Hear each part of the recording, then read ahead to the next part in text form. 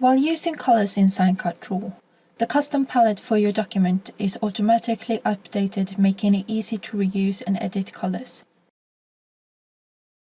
When you change the color of an object, the new color is added automatically to the palette unless it is already there. You can click on these colors to use them for your selected graphics. If you want to remove a color from the palette, right-click on it. Colors that are still used in the document are automatically re-added when you click on the workspace.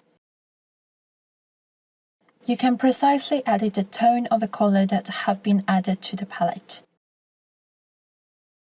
Hold down Ctrl and click on the color to bring up the Set Color dialog box. Here you can set the color values using the RGB, red, green, blue, or CMYK, cyan, magenta, yellow, and black.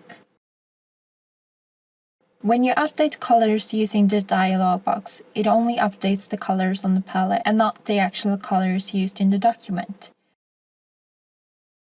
If you have colors that you often reuse, you can add colors which will always appear when you start SignCut Draw.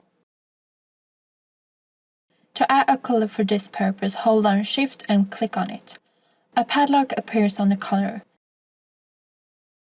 Shift-click on the color again to unlock it.